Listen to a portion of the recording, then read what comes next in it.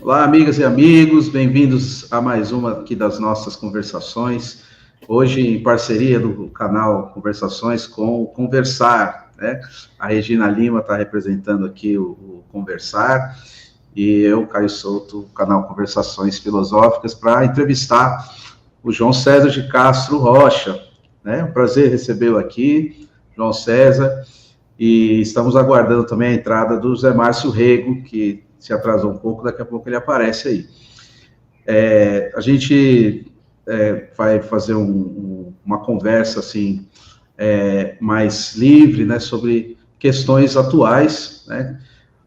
O principal tema, o Trump 2, né, que acabou de voltar à Casa Branca, e, se eu não me engano, o João César está nos Estados Unidos, né? E também vai articular isso com a questão da nova direita no Brasil. O João César que tem uma publicação muito extensa, né, em várias áreas, aí, percorrendo a literatura, a história, e o xadrez também, né?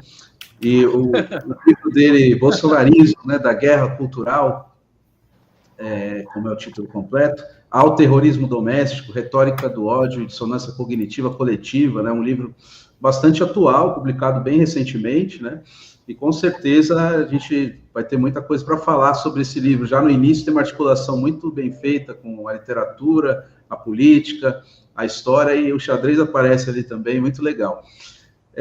Regina, quiser começar fazendo a primeira pergunta aí para a gente começar essa entrevista, bem-vindo.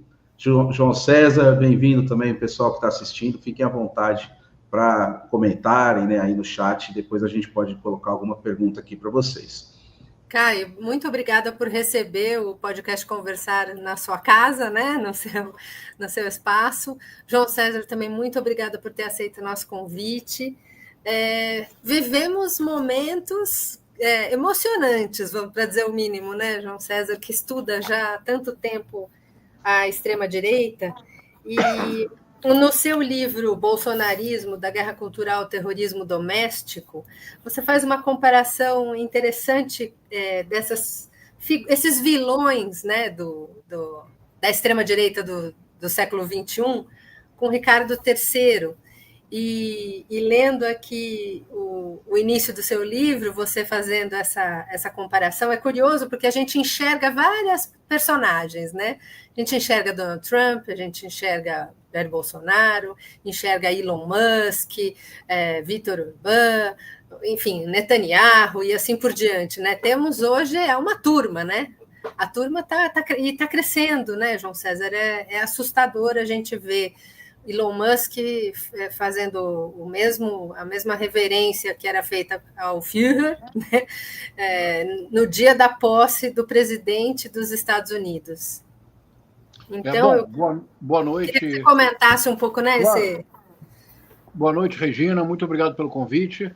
Boa noite, Caio. Muito obrigado pelo acolhimento. Boa noite a todos e a todas que nos assistem. Vamos lá, então. Eu estou terminando de escrever mentalmente um pequeno livro. Eu não sei como vocês fazem, mas eu costumo escrever o livro primeiro inteiro mentalmente. O Leonardo da Vinci tinha uma definição muito própria de pintura. Ele dizia, o Leonardo da Vinci, ele dizia assim, pittura é uma coisa mentale. A pintura é uma coisa mental. E, se me permitem uma nota ao pé de página para principiar, houve um momento na França, não sei se vocês, claro que vocês sabem, em que a Mona Lisa foi roubada, o quadro foi roubado. O quadro Mona Lisa foi roubado. Um dos principais suspeitos de ter roubado o quadro era o Pablo Picasso, que chegou a prestar depoimento sobre a possibilidade dele ter roubado a Mona Lisa. Descobriu-se depois que era um empregado terceirizado italiano, que, por um excesso de nacionalismo, supôs que esse quadro tinha que estar na Itália e não na França. Recuperou-se o quadro depois de algum tempo. Mas o mais fascinante é que, por um período não muito pequeno, as pessoas iam ao Louvre para olhar na parede o quadro que não estava. Isto é, era a obra-prima de Leonardo da Vinci, era essa pintura como coisa mentale, lá estava. E o quadro não havia, as pessoas olhavam a ausência do quadro. Um livro que eu tenho praticamente terminado na minha mente, como na coisa mentale, é um livro que vai se chamar Eu não sei se no tempo ou na era de Ricardo III eu aceito sugestões. Memórias do Subsolo, Trump, Orbán, Musk e tutti quanti. A minha hipótese básica, Regina, eu submeto aqui para o início da nossa conversação, é que entre 2016 e 2024, nós assistimos a uma transformação muito radical, mas que talvez não tenhamos dela plena consciência, porque literalmente estamos no meio do redemoinho. Isto é, veja, 2016, o Steve Bannon e a Cambridge Analytica, uma firma de consultoria política, inventam uma forma brilhante, embora perversa, de redução da ideia de cidadão e de cidadã à ideia de perfil de usuário de rede social. Isto é, assim como é possível identificar, através do processamento de Big Data, tendências, vocações, gostos, inclinações, e é possível, a partir desta identificação de um perfil, oferecer produtos com maior probabilidade de interessar a este comprador em potencial, o Steve Bannon e a Cambridge Analytica tiveram a ideia perversa de que seria possível fazer o mesmo com a cidadania. Se fosse possível reduzir o conjunto da cidadania a um número limitado de perfis, então nós não teríamos mais campanhas feitas, como, por exemplo, Juscelino Kubitschek, 50 anos em 5. Dilma Rousseff, pátria educadora. Não seria mais necessário uma convocação à cidadania. O que se realizaria, de fato, é tratar a polis como se trata o mercado. Reduzir a Ágora a um shopping center, em que nós sabemos que as escadas rolantes são colocadas nos extremos de cada andar para que as pessoas tenham que andar um andar inteiro. E nos aeroportos, o duty free, em todos os aeroportos do mundo, depois de passarmos pela alfândega e pela inspeção do raio-x, em todos os aeroportos do mundo, antes de chegar aos portões, nós passamos por uma longa área de duty free, de produtos para serem comprados, não é isso? Isso. Supermercado também usa esse tipo de técnica, né? Isso, exatamente. Os gêneros de primeira necessidade estão lá no fundo, enquanto isso você passa no meio de um monte de supérfluo. Que são muito mais interessantes, não é isso? Pois é. A ideia de tratar a cidadania política como se trata um consumidor é a grande novidade da Cambridge Analytica. E em 2016, a Cambridge Analytica teve um cliente.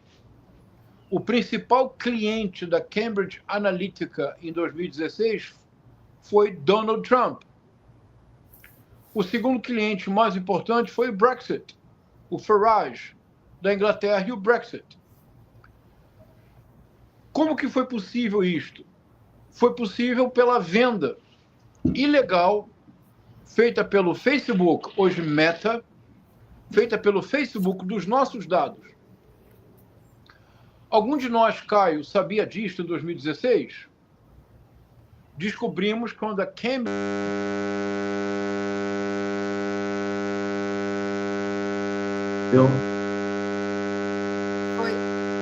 Foi com a entrada do professor, né? Peraí.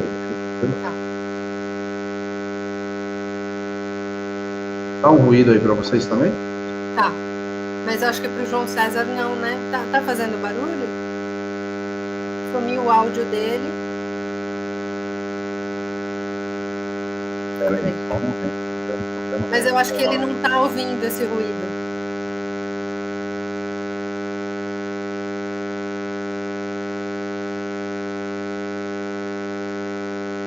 Acho que... João César, você consegue nos ouvir? Deu um probleminha no seu áudio agora. Você ouve a gente, não?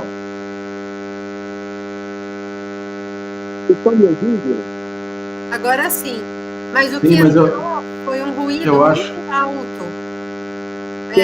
alto. Os nossos espectadores estão dizendo que para eles também está. Aí entra. A gente não te ouve, João César, agora. Ah, passou. Acabou o ruído. Mas é dele. Eu tirei e coloquei. O ruído tá vindo do áudio dele. E a voz dele para nós sumiu. Coisa da CIA, estão dizendo aqui nos comentários. Pode ser o Steve Bannon também. Sair e entrar. João César, por favor, sai e entra novamente. Antenas Harp. É do dele mesmo, que coisa, não? Que pena. E ele está nos Estados Unidos, hein? Estamos te ouvindo, professor, bem-vindo. Desculpa, não lembrava a senha, uma loucura aqui. Parece boicote do menino lá, viu? Os nossos espectadores estão dizendo que é coisa da CIA, da Antenas Harp. Também é. Mas gozado, estava indo bem. Quando eu entrei, o som dele complicou. Não tem a ver com a minha. Foi isso que aconteceu mesmo, mas eu não sei se tem a ver. Porque, vamos ver se ele voltou aqui, vamos ver se vai dar agora. Vamos. Agora. Vocês me escutam agora? Agora sim. Agora tá agora ficou bom. Todo mundo então, normal de novo. Quando que vocês deixaram de... Muito obrigado por ter aceitado o convite, viu? Perdoa o atraso aqui, tive dificuldade com senha, perdoa. Não, José Márcio, nenhum problema. Boa noite. Foi bem quando o Zé Márcio entrou que deu, não sei se foi alguma... Enfim, mas agora tá tudo bem. Em que momento vocês perderam? O Steve Bannon. O Steve Bannon é Cambridge Analytica? Estava desenvolvendo essa questão. Tá. Não sei se vocês chegaram a escutar que o processo só foi possível porque o Facebook vendeu os dados dos usuários. Sim, até aí estava normal. Perfeito. Então, o mais importante, nenhum de nós sabia em 2016. Isso. Tudo foi feito na surdina. A guinada do Mark Zuckerberg é menos ideológica e mais cenográfica. Ele agora é um rapaz quase musculoso, com cabelos ao vento, uma roupa despojada e cool, e com um colar de ouro no pescoço, à mostra. A mudança é mais cenográfica, porque a eleição do Trump em 2016 não teria tido os aconselhamentos da Cambridge Analytica se o Mark Zuckerberg não tivesse vendido os dados do Facebook. O que me parece, então, Regina, José Márcio, Caio, é que nós temos dois modelos de vilania em questão. E aqui Shakespeare creio que ilumina o contemporâneo. Quer dizer, de um lado é o modelo Iago. O modelo Iago da vilania é o modelo da dissimulação. Na peça Otelo, do Shakespeare, até a última cena da peça, todos creem que o Iago é um amigo leal, generoso e bom companheiro. É somente no último instante que se revela a natureza do Iago. E o Iago consegue isto porque o Iago é, sobretudo, um manipulador. E o manipulador, ao contrário do que se pensa, e Shakespeare é mestre em ensiná-lo, o manipulador é aquele que se adapta à expectativa do outro. O manipulador é um profundo observador das fraquezas alheias. E ele se adapta à expectativa que o outro tem a partir das suas vaidades, das suas fragilidades. Fragilidades que todos nós possuímos. Por isso, nós todos somos manipuláveis. Então, o modelo de 2016, o modelo de 2018 do Bolsonaro no Brasil, não é o modelo da explicitação da vilania. É o modelo Iago. Em 2024, apenas 8 anos depois, o verdadeiro choque do contemporâneo é que o modelo da vilania, se ainda permanecermos no campo shakespeariano, teve uma modificação radical. O modelo da vilania agora é Ricardo III. É o vilão que explicita, sem nenhum pejo, a sua vilania. É o vilão que exerce, sem nenhum constrangimento, a sua mais plena disfarçatez. No início da peça, na primeira cena do primeiro ato, entra sozinho no palco o Ricardo III, que é coxo, ele puxa de uma perna, um braço maior do que o outro, tem uma corcunda muito pronunciada, tem um rosto, para dizê-lo com elegância, profundamente desarmônico. É um homem muito feio, é quase um monstro. Aliás, ele é assim chamado na peça pela própria mãe, um aborto, diz a mãe, an abortion, em todos os sentidos, físico e moral. E, na verdade, a fealdade física do Ricardo III é antes uma metáfora da sua alma, e não o contrário. Então, Ricardo III, a Guerra das Duas Rosas acabou. A guerra que dividia as famílias Lancaster e York. A família do Ricardo III, que então é o Duque de Gloucester, venceu. A família York. Tempo de festa, de celebração. Estão todos festejando na corte. Há bailes, há seduções, há amores. Mas o Ricardo III que diz: eu, nascido antes do tempo, lançado no mundo pela metade, ele diz: eu, que sou tão feio que quando passo os cachorros se latem. Os cachorros se assustam com a aparência do Ricardo III. É terrível. O Ricardo III então diz que eu não nasci para esses jogos de sedução e para os amores de corte. Então, a questão básica, Regina, do Ricardo III é: o que fazer? Ele responde no palco. É uma grande novidade cenográfica, grande novidade cênica do teatro elisabetano, porque o vilão sempre era o dissimulado que ficava no backstage. Ele está no meio do palco e ele diz para a plateia, no início da peça, não tem nem 2 minutos, ele diz: I am determined to prove a villain. Estou decidido a mostrar-me um vilão. Assim, de imediato. Choque. Mas o que ele deseja? O que todo vilão deseja: tomar o poder. Ter o poder em suas mãos. E o que ele fará? José Márcio, veja o que diz o Ricardo III. Eu vou pedir desculpas, não tem nenhum pedantismo. Eu vou dizer em inglês, tá bom? E aí vamos traduzir juntos. Mas é bem importante para escutar essa clarividência. É extraordinário. Então, como é que ele vai, já que ele está decidido a mostrar-se um vilão, como é que ele vai exercer a vilania? Aí ele diz assim, deixa eu lembrar aqui, peraí. Ele diz assim: plots have I laid, inductions dangerous, by drunken prophecies, libels and dreams, to set my brother and the king in deadly hate, the one against the other. Agora, vamos traduzir, sem nenhuma pretensão. Então, tramas urdir, plots have I laid, inductions dangerous, conjecturas perigosas, por meio de profecias ébrias. Agora, só anota o pé de página, é lindo, não é? Drunken prophecies, é teoria conspiratória. Profecias ébrias é teoria conspiratória. Por meio de profecias ébrias, acusações e ilusões, colocar meu irmão Clarence e o rei em ódio mortal um contra o outro. Aqui você esqueça que é My Brother Clarence and the King. O que de fato se trata é, através de fake news articuladas em teorias conspiratórias, colocar em ódio mortal A contra B, petistas contra bolsonaristas, trumpistas contra democratas, não importa. O que interessa é produzir a retórica do ódio. Se você produzir a retórica do ódio e tiver controle da narrativa, plots have I laid, tramas eu urdi. É isto.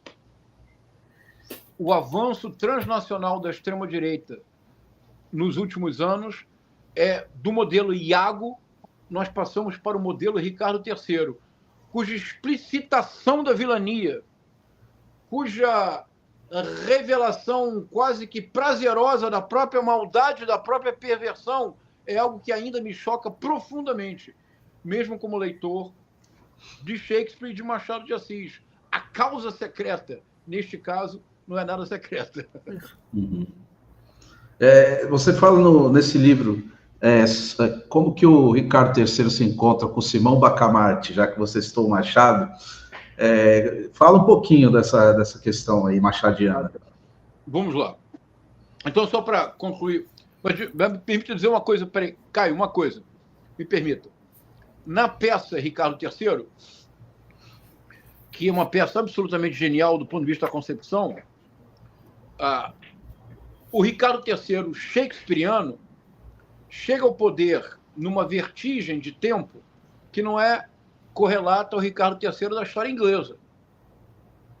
Porque morre o rei Eduardo, o filho assume por pouco tempo, então vem o Duque de Gloucester e se torna rei. Na história da Inglaterra. Na peça shakespeariana, não tem esse interregno. É um cometa, uma ascensão incontrolável.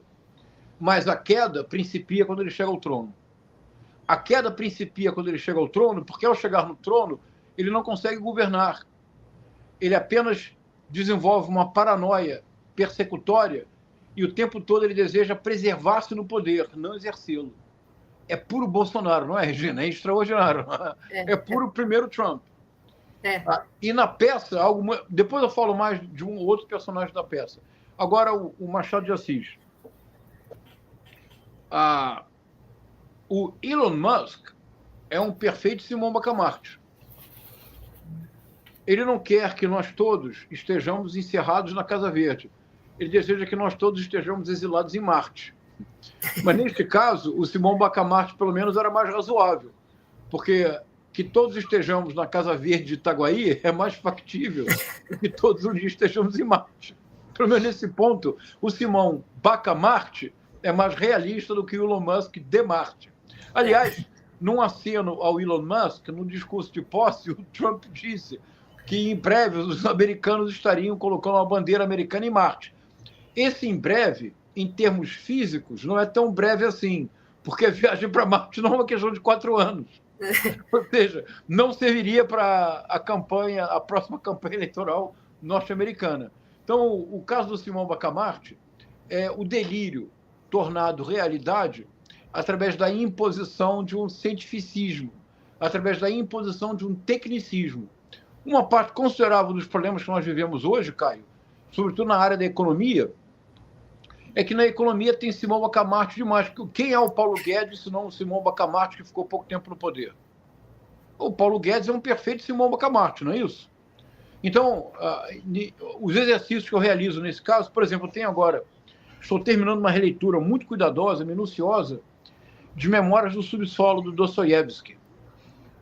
Porque é uma questão que eu demorei a compreender, e eu já devo ter lido 4 ou 5 vezes. Mas a vantagem de ser professor universitário é que você recebe salário todos os meses para cultivar a sua ignorância, não é isso? Você está lendo na versão original ou essa publicada pela 34? Não, eu agradeço muito a sua confiança na minha mera pessoa, mas eu não leio russo. Não, mas eu agradeço muito a sua confiança. Fico comovido, José Márcio. Estou lendo, a primeira vez que eu li na tradução do Boris Schneiderman. Posteriormente, eu li saudoso Boris, que viveu bastante. Posteriormente, eu li numa tradução para o inglês, num curso com um pensador francês chamado René Girard, que ensinava em Stanford. E estou relendo agora numa tradução excepcional do Rubens Figueiredo. E o que eu não tinha me dado conta de maneira tão clara nas leituras anteriores é que uma questão central para o Dostoiévski é como as escolhas individuais e sociais não são movidas pela razão. Não é a racionalidade do próprio interesse que faz com que tomemos decisões. O personagem que é o narrador, que é anônimo, nunca sabemos o nome, ele diz com todas as palavras, ele fala assim, pobres daqueles que creem que tomamos as decisões que nos beneficiam. Pelo contrário, na maior parte das vezes, nós insistimos em decisões que são contrárias aos nossos melhores interesses. E eles se perguntam, como é possível isto? É o subsolo. São as próprias memórias do subsolo. Então, me parece, Caio, que nós vivemos hoje uma situação tão nova, tão inédita em alguns aspectos, que nós precisamos, para enfrentar o contemporâneo, ampliar a nossa imaginação crítica. E esses autores me ajudam muito a ampliar a imaginação crítica em relação ao contemporâneo. João César, eu não sei se você já falou, eu acabei entrando tardiamente aqui, mas eu queria aproveitar da tua esmerada capacidade analítica, explorar o processo eleitoral de 2026 e se você pudesse explorar alguns possíveis nomes. Eu vou elencar aqui 3, mas certamente você agrega mais 1 ou 2. E eu cheguei a ver uma intervenção sua, não me lembro agora em qual, eu vi no YouTube, e você fez uma análise extremamente rica. Então, então eu vou elencar. Pablo Marçal, um dos Bolsonaros, né? O Bolsonaro, ele mesmo tá fora do páreo. Tarcísio. O Elon Musk lançou a candidatura do Eduardo, né? É. Desculpa, o Steve Bannon, Tarcísio e o Ronaldo Caiado. Se você pudesse explorar, pelo menos... Claro.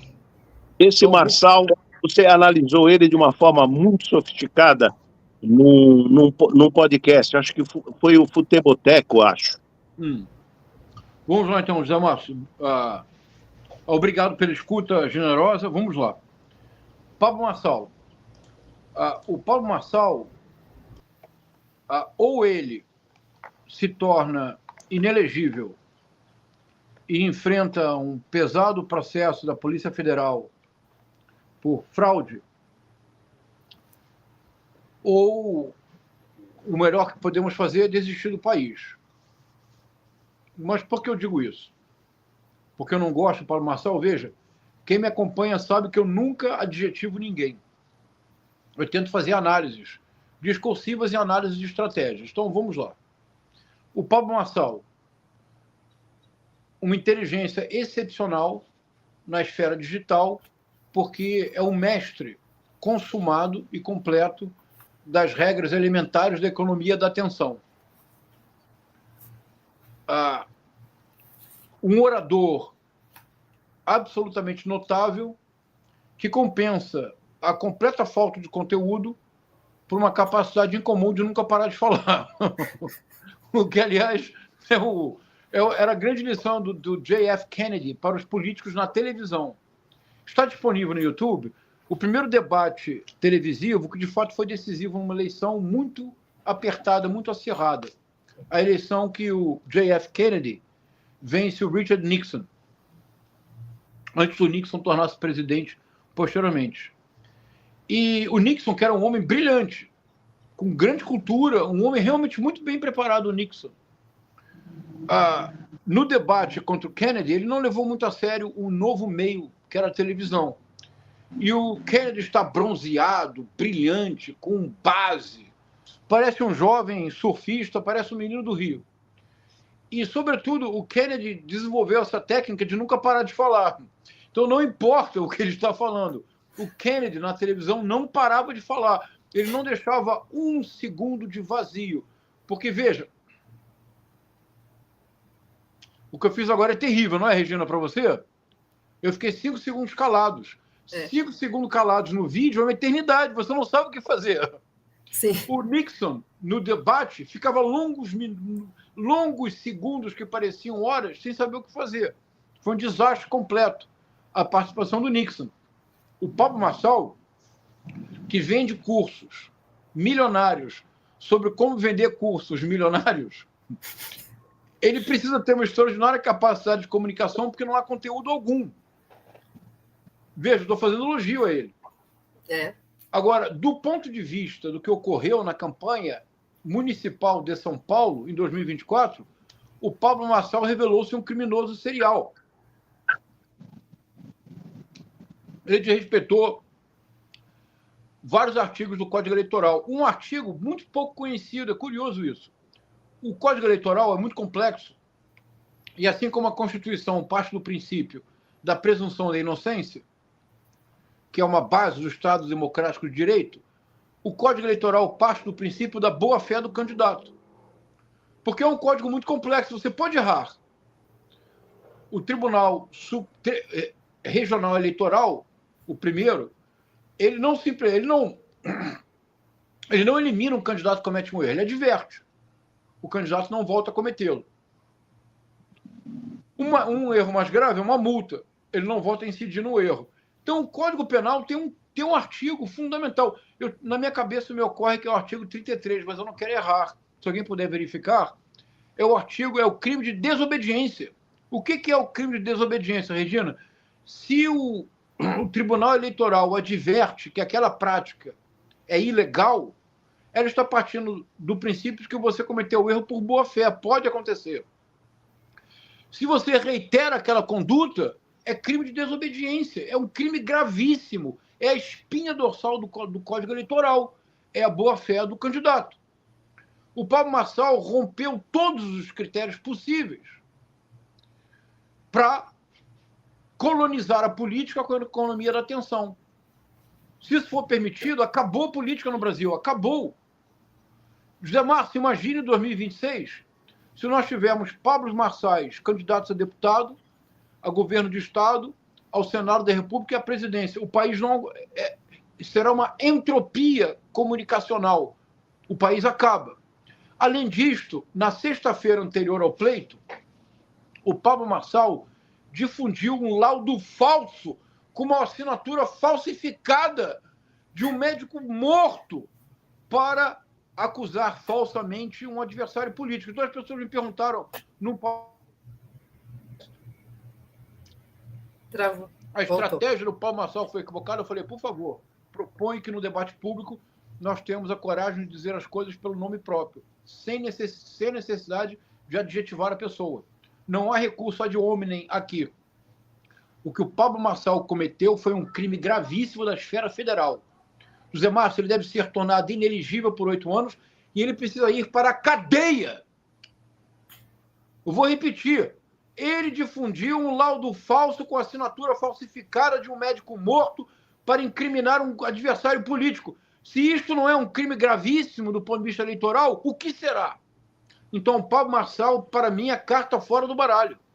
Agora, João César, ele consegue, de uma forma que eu não sei explicar, ele consegue trazer a pessoa que foi vítima dessa atitude dele para uma sabatina num canal dele. É um negócio inusitado, né? Inusitado. Ele chama o Boulos para uma sabatina. Isso, de alguma forma, poderia amenizar esse processo, você não acha? Não, o crime está cometido. Se a vítima tem laivos de masoquismo, é uma questão para tratar com um psicanalista. O crime está cometido. Se alguém assassina o meu pai e por algum motivo eu aceito ir jantar com esta pessoa para fazer uma DR, que me leve a um psicanalista. Mas o crime foi cometido, a pessoa vai para a cadeia. Não é isso? Então, o Pablo Marçal eu considero carta fora do baralho. O Ronaldo Caiado é uma figura que me intriga, José Márcio. Eu compartilho o que me intriga com todos e com todas. Porque, por exemplo, um Romeu Zema ou um Ratinho Júnior, é difícil imaginar um presidente que seja um Ratinho Júnior, especialmente se a presidência é exercida em Brasília. Porque, neste caso, deveria ser um ratão, não é verdade? Um Ratinho Júnior, eu não sei se está ao nível das transações realizadas em Brasília. Talvez ele seja... João César, perdoa. Tem um personagem que depois você queria que você analisasse, me intriga nesses nomes. Perdoa te interromper. Claro. Eu esqueci de falar dele. Que é o Dória. Essa saída, tá. O Dória se candidata a prefeito, ganha. Se candidata a governador, ganha. Se candidata a presidente, faz as prévias lá no PSDB, ganha. Bom, aí, de uma forma que eu não consigo explicar, ele se retira, pede perdão a todos. Eu faço uma análise que ele quer sair da chuva e do sol e deixar para tomar essa decisão em 2026. Temos que lembrar que o secretário de governo dele, no governo do Estado, era o Kassab, não é? Kassab que agora está dizendo, olha, Tarcísio não é candidato à presidência, deve ser candidato à reeleição. Então, para mim, esse personagem, João Dória, é um enigma no processo sucessório. Eu queria te ouvir, tá? Claro, vamos lá então. Então, o Caiado, por exemplo, Zema, Ratinho Júnior, eles não conseguiram, no segundo mandato, nacionalizar a presença dele. Isso é um impedimento muito grande para uma candidatura presidencial. Pelo menos uma candidatura que se deseje vitoriosa. seria possível uma candidatura para que, então, eles nacionalizem seus nomes. Mas eles estão nos governos, respectivamente, de Minas Gerais e Paraná já há 6 anos.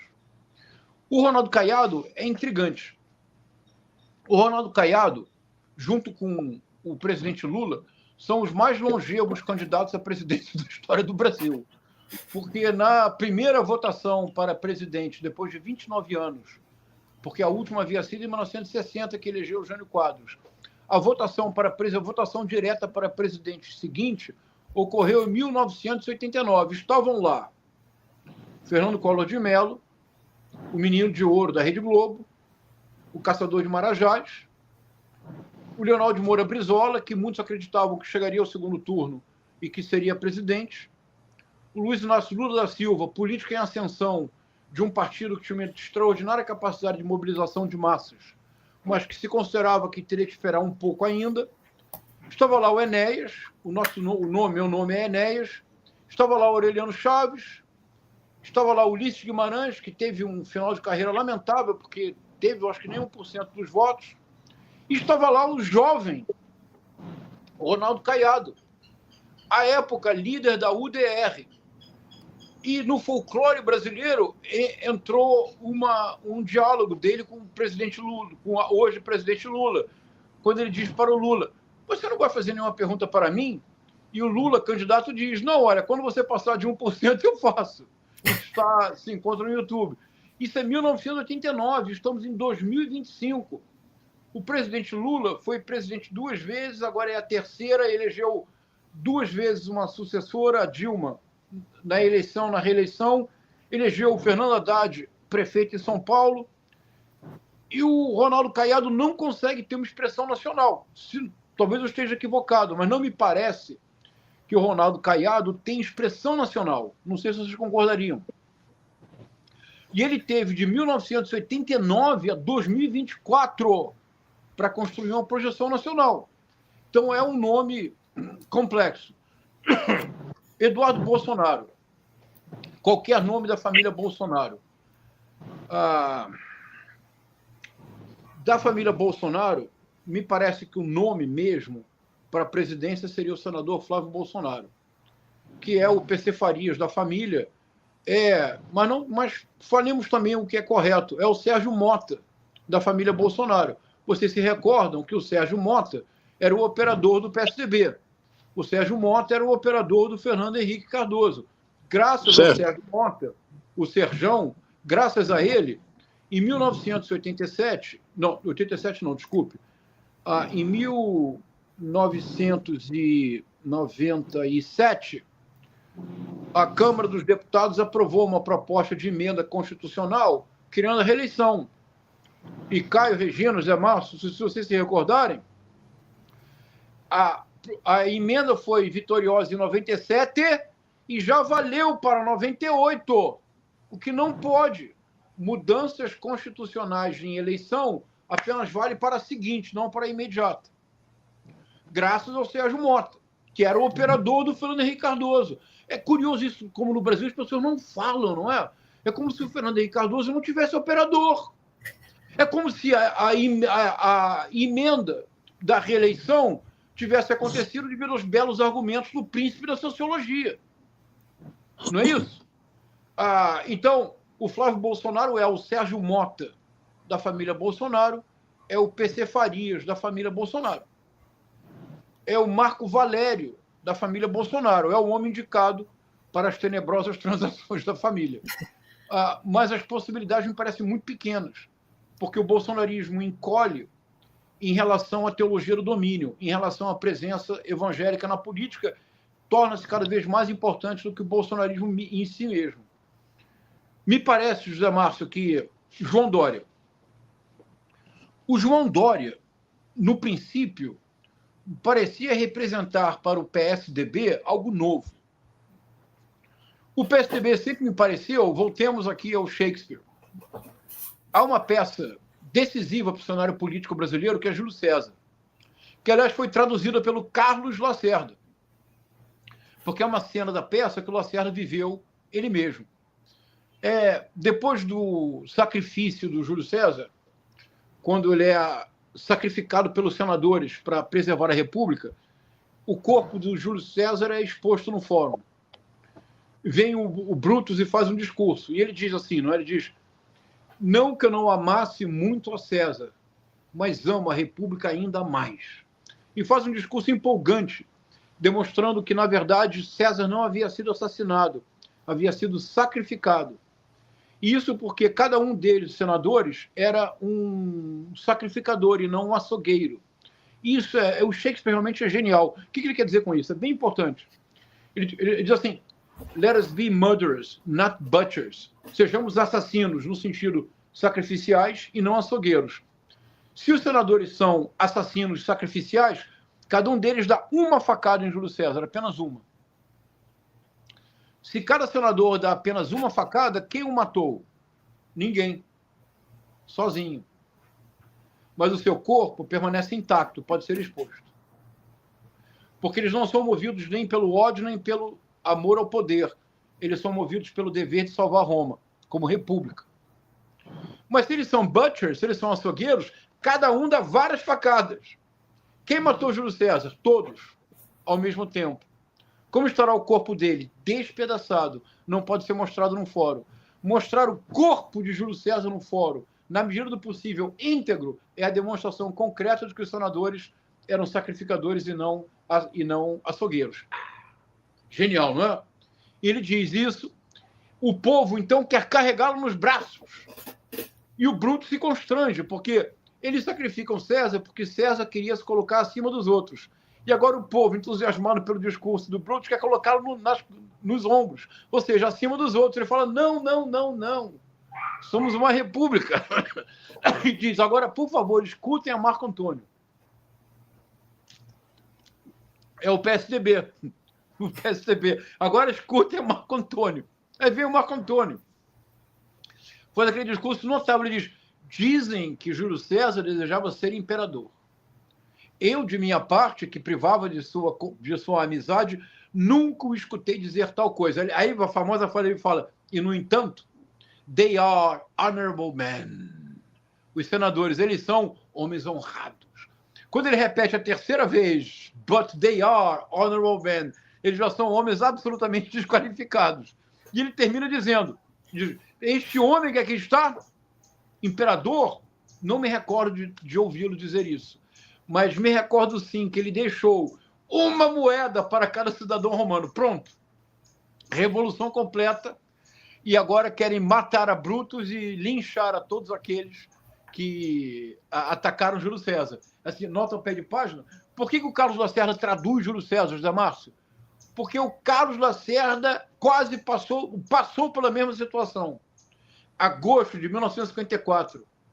As críticas mordazes à oposição sem trégua que ele faz a Getúlio Vargas, de fato leva o governo de Getúlio Vargas a um colapso. Getúlio Vargas vai perder o governo, será deposto pela segunda vez sem nenhuma honra. No mar de lama, a expressão do próprio Getúlio Vargas. Então ele decide sair da vida para entrar na história e se suicida. E quando Getúlio Vargas se suicida, ele vira o Júlio César do povo brasileiro. Porque agora aqueles que no momento anterior diziam abaixo de Getúlio Vargas, são tomados por uma emoção profunda e se revoltam contra aqueles que atacavam Getúlio Vargas. O Carlos Lacerda quase foi linchado. Por um triz, ele não foi linchado em praça pública. Ele se refugiou num prédio e escapou da multidão em fúria. A tribuna da imprensa foi empastelada. Durante 72 horas parecia que nós finalmente teríamos a revolução, que não aconteceu. Então isso é muito interessante. O João Dória, então. O João Dória parecia que se tornaria aquilo que o PSDB precisava. Porque o PSDB sempre era o Brutus. Agora, por favor, escutem Marco Antônio. Não é isso? Na hora mesmo em que o povo celebra e diz Brutus, ele diz, não. Somos todos iguais. Agora escutem Marco Antônio. O Dória foi o primeiro político do PSDB, pelo menos do PSDB paulista, que é Quatrocentão, Higienópolis, Paris, Sorbonne. O PSDB paulista tinha um enorme desprezo pelos políticos de caráter mais popular. Enorme desprezo. O Mário Covas era uma exceção. A exceção do Mário Covas é que o Mário Covas dizia as coisas que tinham que ser ditas. O João Dória, no princípio, parecia algo novo no PSDB, porque o João Dória enfrentava de igual para igual todos os opositores. Mas eu tenho dificuldade de imaginar, José Márcio, um retorno do João Dória. E veja que coisa curiosa, como isso é uma coisa curiosa, como tudo na vida é questão de medida. Aliás, é um tema shakespeariano por excelência. O degree, a proporção. Há um político mexicano, o pessoal me interrompa, hein, porque eu sou professor, eu falo muito. Há um político mexicano, o Andrés Manuel López Obrador, que tentou em duas ocasiões ser presidente do México, em 2006 e 2012. Em 2006 ele ganhou, houve uma fraude terrível. Mas eu digo isso porque o Andrés Manuel López Obrador, se vocês pensam que o PT e o Lula sempre enfrentaram uma campanha de difamação na imprensa, vocês não têm ideia do que fizeram com o Andrés Manuel López Obrador, em termos de violência, contundência. Era algo que a mim me chocava. Eu sou muito próximo à cultura mexicana. Em 2006 e 2012, por coincidência, na época das eleições, eu estava no México. Eu acompanhei de perto, eu assisti discursos do subcomandante Marcos a 20 metros de distância. E eu ficava muito impressionado com a virulência da campanha midiática contra o López Obrador. Muito impressionado. O López Obrador saiu do partido que estava, que era o PRD, criou um movimento Morena, Movimento de Regeneração Nacional, tornou-se presidente em 2018, elegeu em todos os estados mexicanos, menos um, governadores, teve maioria na Câmara e no Senado, tinha 61% de aprovação. A Cláudia Sheinbaum venceu com 61% de aprovação e o López Obrador inventou algo, que era chamadas manhaneiras. Todos os dias da março, às 7 horas da manhã, ele convocava uma coletiva. Era a única hora que ele falava com a imprensa. Estava lá às 7 horas da manhã, acordadíssimo, ele pez, como ele é chamado. E ele tem uma fala bem de camponês, assim, ele fala de Tabasco, ele fala baixinho e fala como camponês, tem uma fala assim bem característica. E o que ele fazia, todos os dias ele comentava as fake news dos dias anteriores e anunciava os programas de governo. Todos os dias. A população não se cansou, José Márcio. Porque o que ele fazia, na verdade, era anunciar dia a dia uma espécie de prestação de contas diária de um projeto político que ele anunciou como sendo a 4ª transformação do México. E nenhum político antes dele tinha tido a coragem de fazê-lo. As 3 transformações são a independência em 1810, Benito Juárez, em 1857, a primeira Constituição Liberal Mexicana, e o Benito Juárez era indígena, o primeiro indígena presidente do México, e a Revolução Mexicana de 1910. Ninguém tinha tido a coragem de dizer o meu governo é o da 4ª transformação. Ele disse, eu vou governar porque eu vou fazer a 4ª transformação. Absurdo na cultura mexicana. Eu nem sei comparar no Brasil o que seria dizer algo similar. Se ele não sei, farei mais do que o Juscelino Kubitschek em 5 anos. Ele passa a pautar, né? É isso. Mas era um projeto. Está faltando o Lula fazer, João César? Tá, mas deixa eu voltar rapidamente ao Dória e vou aí. Justamente, tá. Regina, esse é o ponto principal para responder o Zé Márcio. Por que eu estou fazendo essa comparação? Porque o João Dória fez o mesmo. O João Dória, na época da pandemia, convocava coletivas todos os dias. Todos os dias. Agora, o Andrés Manuel López Obrador é um camponês, é um homem do povo. A retórica é uma retórica do povo. É um homem muito instruído, muito culto, mas é fundamentalmente um homem do povo. Um homem que veio do povo. E todos escutam na fala do Andrés Manuel López Obrador um projeto. Quando o João Dória todos os dias reunia a imprensa, José Márcio, depois de 2 semanas, ninguém aguentava. Soou oportunista ali, não? É isso, Regina, é isso. E por que soou oportunista? Porque não havia projeto. O único projeto era ele mesmo ocupar as manchetes e ele mesmo ocupar gratuitamente todo o horário possível na televisão. Depois de 2, 3 semanas, ninguém mais aguentava ver aquele homem, que é profundamente artificial, tem um cabelinho. A figura do João Dória é uma figura da própria falsidade, da própria falsidade, do que nós atribuímos ao político como oportunismo. Agora, então, Regina, fazendo o gancho.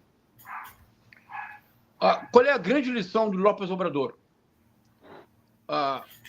É que no mundo inteiro a esquerda enfrenta um problema, que é um problema filosófico, dificilíssimo. Veja, Karl Marx não teria existido sem uma categoria. Categoria essa que gerou uma disciplina. Disciplina essa que tinha um organismo mundial. E em torno desta categoria, o mundo das relações sociais se organizou. Eu me refiro ao trabalho. Ora, a análise econômica do Karl Marx, sem a maneira como Karl Marx estudou a mais-valia, é impossível. Não há estudo possível de mais-valia sem uma categoria estabelecida, que é o trabalho. É a categoria Havia a sociologia do trabalho, a Organização Mundial do Trabalho. A extrema-direita transnacional avança porque a categoria central de organização do mundo, até ontem, entrou em colapso. O Partido dos Trabalhadores é o típico partido de mediação dos interesses dos trabalhadores e dos patrões. Essa forma de mediação, organizada por sindicatos, comunidades eclesiais de base, nós vivemos hoje uma outra etapa, em que é este trabalho que entra em crise a partir de uma selvagem uberização. Então, o caminho tradicional da mediação política sofreu mudanças fundamentais. E a esquerda, me parece, Regina, no mundo inteiro, quando chega ao poder, muitas vezes se contenta com o papel de administradora do caos. Uma espécie de trabalho de catecon. Vamos adiar o fim do mundo. Vamos adiar o apocalipse. Apocalipse não se adia. Em algum momento ele bate na porta. Então, me parece que falta muito ao presidente Lula hoje. Eu digo isso com muito bom senso e modéstia. Imagina, eu sou professor de literatura e escritor. Imagina se eu vou imaginar que eu posso dar conselho de política ao presidente Lula. O presidente Lula é o Garry Kasparov da política brasileira, não é isso? Quer dizer, o maior gênio do xadrez de todos os tempos é o presidente Lula. Imagina se eu vou dar conselho político ao presidente Lula. Precisa ter, como diz a música lá do Jorge Ben, água benta e modéstia não faz mal a ninguém, não é isso? Mas me parece que no terceiro mandato do presidente Lula faz falta demais uma repolitização do debate público e uma politização da gestão pública. Porque o artifício da extrema-direita em todo o mundo é a hiperpolitização do cotidiano para produzir a despolitização da polis. Porque num cotidiano hiperpolitizado, o afeto é o protagonista. E na despolitização da polis, o projeto não tem vez. E o presidente Lula precisa desesperadamente repolitizar o debate público. Posso dar um único exemplo? E me calo. João Pedro, só agregar um elemento aí nessa tua análise, que está maravilhosa análise, que é o seguinte, a presidência do Lula, o governo Lula, e as esquerdas em geral, não estão sabendo operar esse mundo digital. Isso, José Márcio, com certeza, mas não é, veja, totalmente de acordo. Mas, José Márcio, não é a esquerda, não é o PT, não é o presidente Lula. É o mundo inteiro. Esse é o nosso desafio. O grande desafio do momento contemporâneo é que o fenômeno realmente saliente das décadas iniciais do século XXI, e tenhamos honestidade intelectual, é que a extrema-direita, quem hoje faz trabalho de base é a extrema-direita. E a extrema-direita hoje conquista corações e mentes. E a extrema-direita conquista corações e mentes, sobretudo entre os mais jovens. É espantoso. Mas precisamos reconhecê-lo. Então, o discurso, a fala do menino, do Nicolas, 300 milhões de visualizações é um negócio impressionante, né? Impressionante. O Nicolas Ferreira é o futuro da extrema-direita no Brasil. O que para nós significa que o futuro do Brasil será o Conto da Aia, da Margaret Atwood. Mas, então, Regina, por exemplo, vou dar um exemplo único, bem simples, um exemplo bem simples. Veja,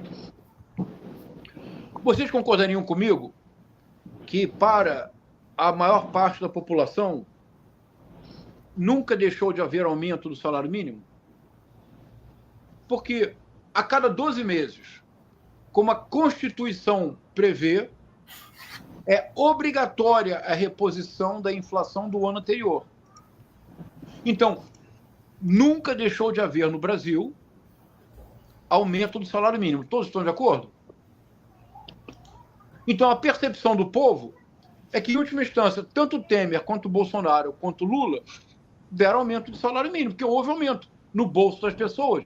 Se recebiam R$ 1.100, passaram a receber R$ 1.140, se for R$ 30 a diferença da reposição da inflação. Aumento real do salário mínimo entre 2016 e 2022 não houve. Porque aumento real é quando você dá 1 centavo a mais sobre a reposição constitucional da inflação dos 12 meses anteriores. Entre 2016 e 2022, não houve um único centavo de aumento real. Paulo Guedes, tentou desvincular o salário mínimo desta prerrogativa constitucional. Nos 3 primeiros anos do governo Lula, apesar de todas as dificuldades, já tivemos o 3º aumento real. Isto é, deu-se aumento além da reposição. Caio, você escutou alguém do governo convocar uma cadeia de rádio e televisão nacional para explicar isso para o povo? Você viu isso, Zé Márcio? Por acaso o povo é obrigado a saber a diferença entre aumento de salário, ou seja, tecnicamente não é aumento, é a reposição da perda. Mas tecnicamente, porque para o trabalhador é aumento. Como é que o presidente Lula não convocou uma cadeia nacional para dizer em 90 segundos, para dizer, entre 2016 e 2022, os senhores e as senhoras não tiveram aumento. Houve a reposição constitucional das perdas da inflação. E os senhores continuaram perdendo, porque se a reposição é feita 12 meses após a perda, você não estão recebendo correção monetária, vocês estão perdendo de qualquer maneira. Aumento do salário mínimo só se for real. Para ser real, é além da reposição. Em 3 anos de governo meu e do companheiro Alckmin, bacana dizer companheiro Alckmin, não é? E do companheiro Alckmin, é o 3º aumento real. A opção é dos senhores e das senhoras. Se desejarem ter aumento real, tem que votar no candidato progressista. Não precisa ser o Lula, um candidato comprometido com as causas progressistas. Porque se votarem de novo no candidato da direita, não vai ter aumento real. Percebe, Regina? Se você não politiza a gestão, o que acontece? O que saiu agora, hoje saiu uma pesquisa em que as pessoas não atribuem em nenhuma circunstância a políticas públicas melhoria na vida. Elas melhoram porque fizeram curso do Pablo Marçal, elas melhoram porque tem um coach da esquina, elas melhoram porque o pastor orou, elas melhoram porque deram dízimo, elas melhoram porque Deus ajudou, elas melhoram porque elas deram 7 pulos na água. Ninguém atribui melhora substancial à política do governo. É culpa das pessoas, Caio? Não. Tarefa de politizar a gestão pública é da esquerda. Que história é essa de que agora, não, nós não queremos produzir atrito? Mas como não quer produzir atrito? O que a extrema-direita faz 24 horas por dia, 7 dias por semana, é produzir atrito. João César, desculpe interromper, mas o Lula, queria ouvir tua opinião. O Lula é candidato em 2026. Aliás, essa última fala dele, 2026 já começou, né? Quer dizer, ele é candidato, não tenha dúvida, né? E você analisa como um fortíssimo candidato, né? Se houver uma politização da gestão, se a economia continuar crescendo por volta de 3%. De novo, olha aqui, Caio, Regina, José Márcio, olha aqui. Entre 2022 e 2012, a média de crescimento do PIB foi 0. Em 2022 e 2023, os 2 anos combinados, nos aproximamos de 6%. Se crescer 3% em 2025, 4% em 2026, nós teríamos um crescimento de 13% em 4 anos, enquanto que nos 10 anos anteriores a média foi 0. Como é que você não politiza isso? Aí, vamos dizer, aí vem a famosa, o Brasil deu sorte. É curioso que o Brasil tenha sorte quando o governo é progressista, não é verdade? Então, se o Lula estiver bem de saúde, se houver uma politização da gestão, se a economia continuar num ritmo de crescimento, com os índices favoráveis, sobretudo se esses índices favoráveis forem transformados por uma secretaria renovada da comunicação em percepção concreta da população, embora a política seja sempre volátil, como na área do Verdi, é uma pluma ao vento. Muda o tempo todo de pensamento e muda de direção.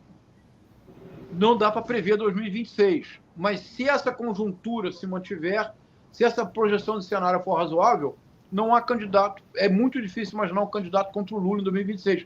Mas, Zé Márcio, vamos abrir os olhos e colocar as barbas de molho. A extrema-direita no Brasil não está apostando na presidência em 2026. A extrema-direita no Brasil, se houver a oportunidade, aparecerá candidato. Mas a extrema-direita está realmente pensando em 2026 no Senado. A menina dos olhos da extrema-direita em 2026 não é a presidência, é o Senado. E o nome... Eu esqueci de explorar um outro nome contigo. Que foi presidente da Câmara dos Deputados, foi ministro dos Esportes, foi ministro da Defesa, e, pasmem, vem de um partido comunista, né? Que é o Aldo Rebelo. Não, é um delírio. É um caso de difícil compreensão. É difícil de compreender a trajetória do Aldo Rebelo.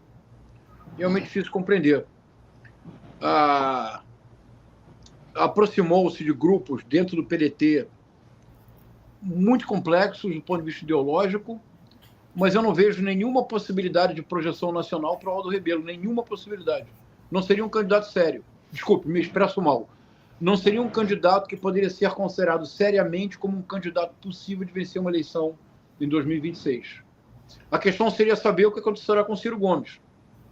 Mas creio, e aqui eu digo creio assim, infelizmente, ao contrário, eu faço questão de tentar manter o bom senso e, sobretudo, de não adoecer nas redes sociais.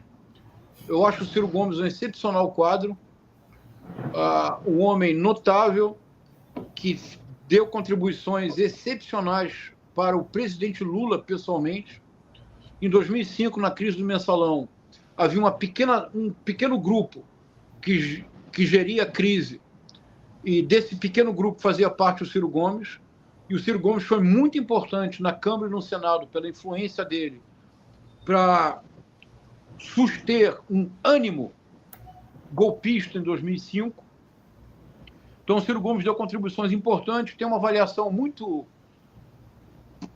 importante sobre as consequências da desindustrialização brasileira, tem propostas muito interessantes para a retomada para a reindustrialização brasileira em novas bases, com polos muito específicos de desenvolvimento, um polo petroquímico, um polo de economia verde, tem propostas muito importantes, mas, infelizmente, tornou-se...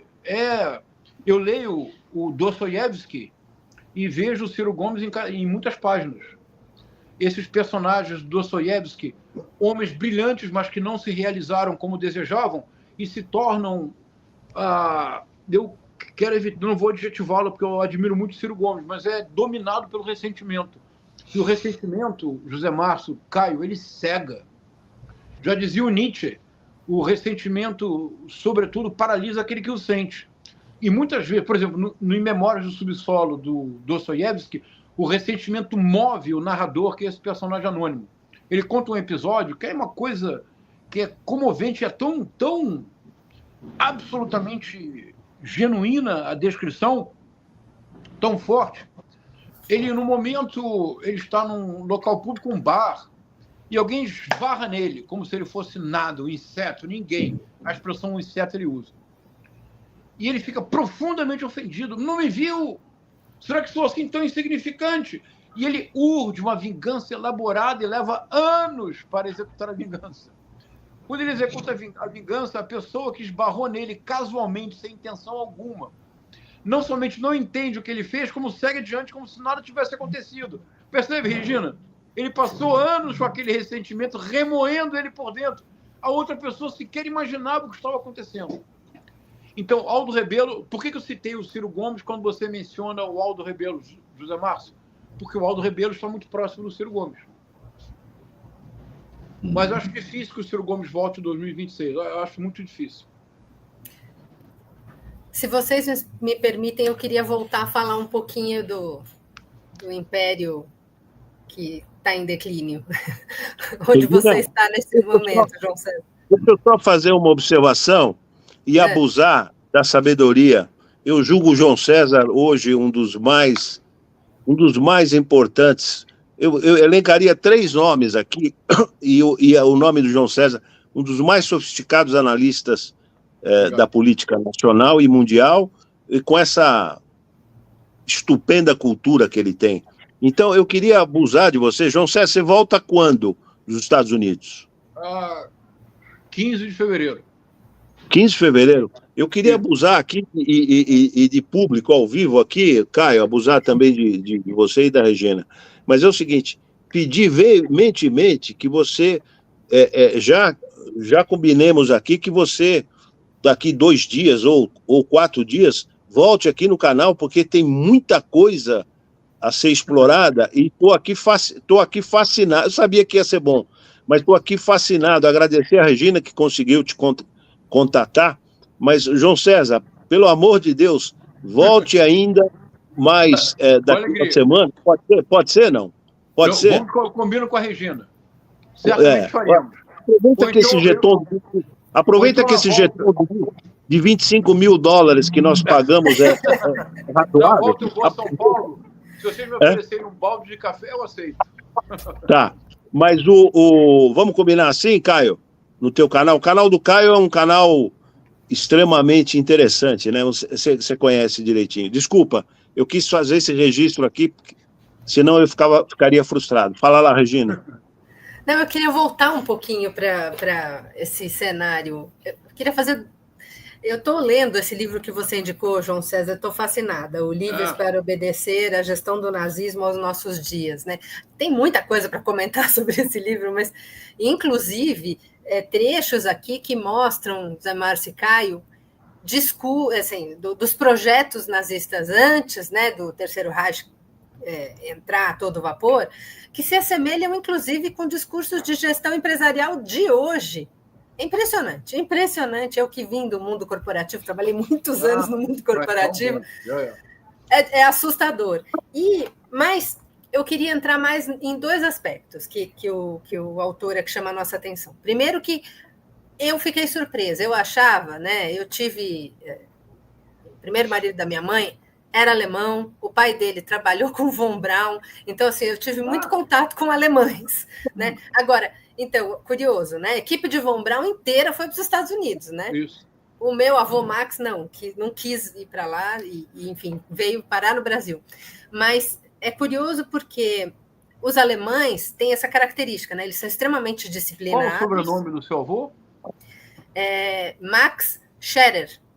Scherer. Que é tesoureiro, né, em alemão. Eles são extremamente disciplinados e tal, e nesse livro, o Chaptor, ele descreve que, no final, todos esses líderes do Terceiro Reich, que estavam muito próximos a Hitler, eles acabam abandonando toda uma cultura de gestão pública, né? Eles até perseguem os funcionários públicos de carreira e que queriam fazer valer a gestão pública herdada da época da Prússia e tal. E aí começa a haver uma rivalidade gigantesca entre eles. E por quê? Porque começa a se valorizar o mérito. Então, como o Reich estava se ampliando muito, né, crescendo ali para o leste, então eles têm líderes para cada área que eles estão avançando e começa a se perder controle de tudo isso. Então, eu queria aqui trazer olhando para o que está apontando esse governo Trump, esse segundo governo Trump, e esse poder que ele está dando a todos esses plutocratas do mundo da tecnologia, né? Se bem que eu já ouvi também assim, que tem muita coisa que o Trump está fazendo, ele joga muitos balões de ensaio, né? Mas ele não vai para todos, assim, alguns ele começa a executar, porque também ele não pode perder credibilidade, né? Mas ele não vai conseguir executar tudo que ele está falando. Agora, a gente sabe que a China... Você chegou a mostrar? Mostra a capa desse livro. Você chegou a mostrar, não? Ah, aqui não. Aqui eu não mostrei. É que eu tô com... Livros Quem indicou foi o professor João César? Foi? Foi. Eu escutei ele falando no jornal do ICL e corri para comprar. Mas, para fechar a pergunta, senão fica muito longo, né? A gente sabe que a China é um competidor, e aí há discussões na economia, mas que está passando os Estados Unidos mesmo, Estados Unidos em declínio, se sentindo ameaçado, né? Com essa mudança de paradigma, né? Ele destruindo estruturas do Estado americano, desfazendo departamentos, demitindo um monte de gente. Será que o Trump, na verdade, ele não vai acelerar a queda do Império norte-americano? Vamos lá. A sua origem é o mundo corporativo, Regina? Eu trabalhei muito tempo na área de comunicação corporativa. Então você deve ter ficado chocada lendo o livro do Johann Chaputó, porque você deve ter reconhecido muitas práticas aparentemente progressistas, mas cuja origem é nazista, que é muito impressionante, não é? É muito impressionante como há fantasmas do nazismo que se mantiveram presentes, porque, sobretudo, eram determinados modelos de eficiência administrativa que partiam de um paradoxo. É que você tinha absoluta liberdade para obedecer. Isto é, as metas eram determinadas. Você não podia, em nenhuma circunstância, questionar a meta, mas a forma pela qual você cumpriria aquela meta, total liberdade. Pouco importa o que você fizesse. E, sobretudo, não me conte o que você precisou fazer. A responsabilidade é integralmente sua. É de uma perversão absoluta, na verdade. Mas, e dentro desse espírito, a ideia de que era preciso ter um ambiente agradável de trabalho, com tênis de mesa, locais de relaxamento, locais para yoga, alimentação de qualidade, um resort para as férias da família, não é uma inovação do Google, da Meta, do X, é uma inovação nazista. A ideia básica é que, se tudo isso é oferecido, você não tem justificativa alguma para não ser livre para obedecer. Isso diz muito do mundo, isso fala muito do mundo corporativo, não é verdade? Impressionante, não é? É, impressionante, é de arrepiar. E o que é o governo Trump, se não a chegada ao poder do mundo corporativo, o Trump 2.0? Então, a saudação do Elon Musk é menos aleatória do que parece. Agora, vamos lá. A Primeira Guerra Mundial, nós geralmente esquecemos que um dos motivos mais importantes para a deflagração do conflito foi o projeto do governo alemão de construção de uma ferrovia que uniria Berlim a Bagdá, produzindo um deslocamento significativo do eixo comercial, que era o Atlântico, Europa, Estados Unidos, Europa, América Latina, e haveria uma transferência com essa rodovia Berlim-Bagdá. A Segunda Guerra Mundial assiste uma transferência clara de hegemonia econômica da Inglaterra, da Europa para os Estados Unidos e, durante um período de tempo, para o conflito com o mundo comunista.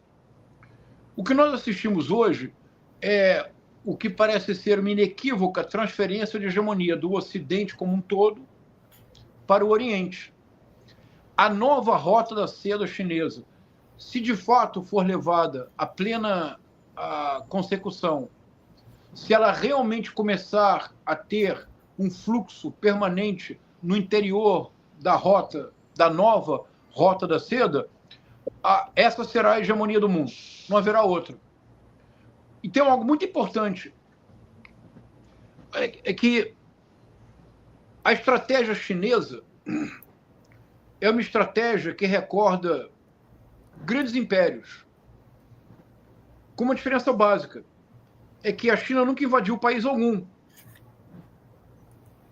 Mas o que eu quero dizer com isso? Por exemplo, o Império Romano não exigia que as populações que houvessem sido conquistadas, o Império Romano não exigia que mudassem de religião, mas tinham apenas que reconhecer que o César, o Augusto, o imperador romano era o imperador.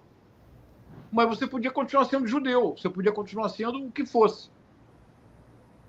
E se você pagasse imposto, tudo sob controle. Você jamais seria um cidadão romano, só acontece isso no final do Império. Você seria... A César o que é de César. É isso. A Deus o que é de Deus, a César o que é de César. O Império Chinês, nesse sentido, é próximo. Porque a sua soberania, a maneira pela qual você rege o seu sistema, a decisão é sua. Nunca passaria na cabeça do Xi Jinping de impor um modelo de democracia como ocorre no Ocidente. Vamos exportar a nossa democracia, vamos evangelizar democraticamente o mundo, imagina. Mas se na nova rota da seda, o investimento chinês de infraestrutura impacta positivamente os demais países, o que nunca foi o caso do imperialismo ocidental e muito menos americano. O Getúlio Vargas só consegue aproximar o Brasil das conquistas da primeira e da segunda Revolução Industrial quando ele faz uma barganha política, ameaçando apoiar os alemães se os americanos não apoiassem essa industrialização brasileira. Então, há uma clara transferência de hegemonia. O que o Trump representa, em alguma medida, é um estertor. É menos uma afirmação do que um estertor. Boa parte das bravatas do Trump ele não pode cumprir. Por exemplo, ele não pode. Se por acaso ele invadir a Groenlândia, ele está invadindo a Dinamarca. A Dinamarca é um país membro da OTAN. A obrigação da OTAN é defender os seus países membros em caso de ataque. É autofágico. Em relação ao Canadá, é apenas motivo de riso. Esqueçamos. Em relação ao canal do Paraná, em relação à mudança de nome do Golfo do México para Golfo da América, eu fiquei tão intrigado com isso que eu me perguntei, mas pode? Não pode, não. Eu descobri, José Márcio, há 24 horas, algo que nem imaginei que existia. Há uma organização hidrográfica internacional, que é a HIO, a Hydrographic International Organization, e quem é responsável pela nomeação dos mares, das águas do planeta, dos mares, dos lagos, dos rios, dos oceanos, é a Organização Hidrográfica Internacional. Existe um órgão que dá os nomes. Caso contrário, Regina, imagina, qualquer ditador de qualquer país nomearia o oceano, não sei, o nome da sua amante, nomearia os mares, o nome das suas famílias. Seria uma loucura. Você não diz, é à toa... em que oceano você está? Você responderia, depende do ponto de vista. Não é à toa que a Hillary Clinton ficou às gargalhadas nessa hora, né? Isso está na música do Djavan. Você deságua em mim e eu, oceano. Tô brincando. Isso, Agora, veja, ontem o governo da Flórida emitiu um documento oficial no qual, pela primeira vez, se escreveu The Gulf of America, o Golfo da América. É um documento oficial do governo da Flórida. Em relação ao canal do Panamá, é tudo muito suspeito também, mas há uma estratégia. Essa foi aperfeiçoada pelo Steve Bannon. Você propõe 17 ideias, das quais 13 são excêntricas. mas as 4 que interessam, ninguém presta atenção. Essa estratégia o Bolsonaro utilizou muito no início do governo. Muito. Vocês lembram do Golden Shower? O que é Golden Shower? No início do governo, o Bolsonaro utilizou muito essa estratégia de criar cortinas de fumaça para passar uma lei no Congresso.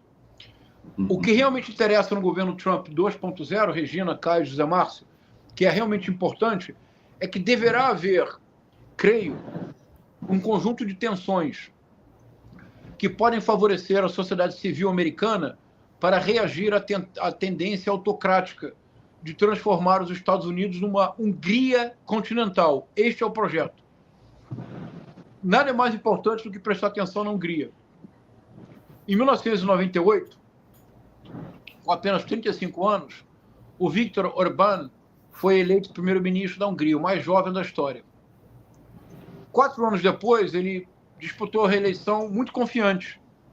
O Viktor Orbán, é importante dizê-lo, com toda a honestidade intelectual que nós sempre temos, o Viktor Orbán é um homem brilhante, capaz de formular conceitos e doutrinas. O conceito de democracia majoritária é do Viktor Orbán. Isto é, se o partido vence uma eleição majoritária com 50% mais 1, ele ganha carta branca para impor todas as suas medidas sem ter que fazer concessão. E ele diz que isso é democracia. Isso não é democracia, isso é ditadura.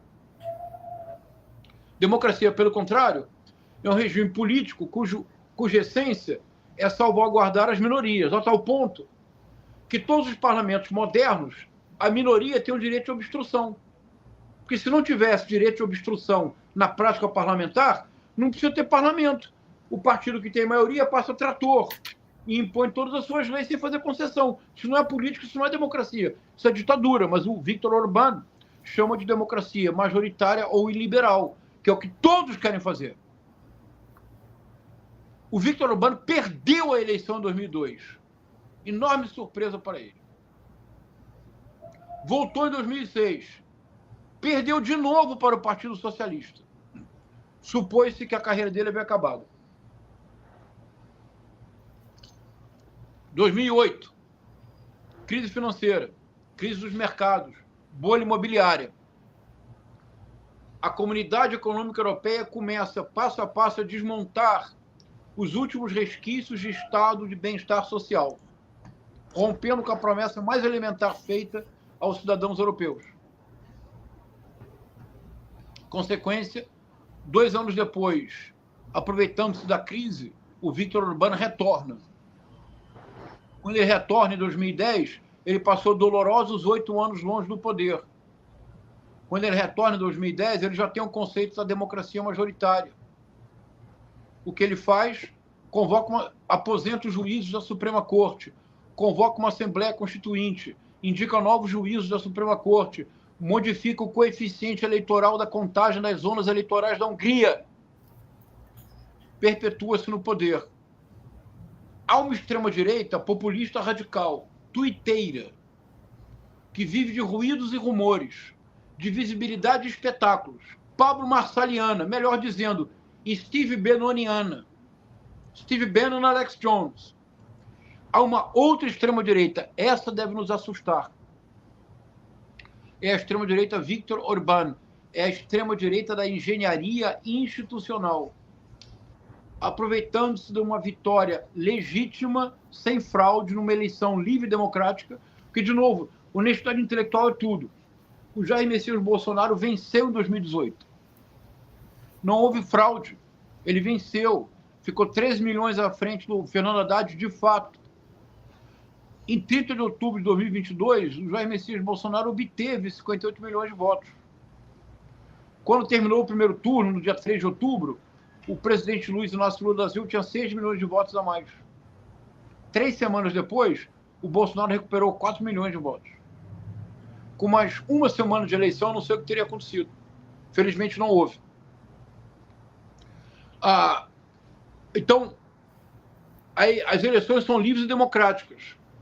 Qual é a lição, Viktor Orbán? Esquece a rede social, esquece a sociedade do espetáculo, trabalha na engenharia institucional. O governo Trump haverá uma tensão permanente entre as bravatas e a engenharia institucional. eu vou dizer isso aqui com muito cuidado, porque não nos escutarão aqui nos Estados Unidos. O risco real é que o Trump tenha aprendido a usar a bravata para escamotear a mudança institucional. O ministério dado ao Musk, que é uma secretaria, mas o equivalente é de ministério no Brasil, ele é secretary do Department of Government Efficiency, ele é tecnicamente secretário do Departamento de Eficiência Governamental. Ele é ministro, ele tem estatuto de ministro no Brasil.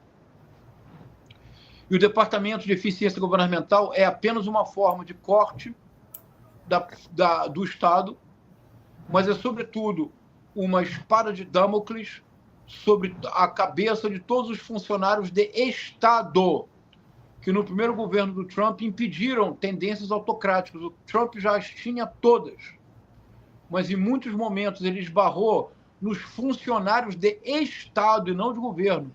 E os funcionários de Estado não permitiram determinados arroubos autocráticos do Trump porque chamaram atenção para o fato de que eram inconstitucionais. O Departamento de Eficiência Governamental, esse ministério do Elon Musk, poderá exonerar esses funcionários nunca pela razão óbvia, mas inventará outra. João César, quem que é outrora tínhamos o Henry Kissinger, né? O cara pensando geopoliticamente. O Zbigniew Brzezinski, né? Quem que é o Henry Kissinger do... Olha, com toda a crítica, o Henry Kissinger cometeu crimes contra a humanidade. O bombardeamento do Vietnã, do Camboja, do Laos é uma das grandes manchas na história da humanidade. A quantidade de bomba, de napalm, lançado no Vietnã e lançado no Camboja e no Laos, que não estava em guerra com os Estados Unidos. O Camboja e o Laos foram sistematicamente bombardeados porque muitos vietcongs iam para o Camboja, voltavam, mas a fronteira foi algo... E o Kissinger é um dos artífices dessa política.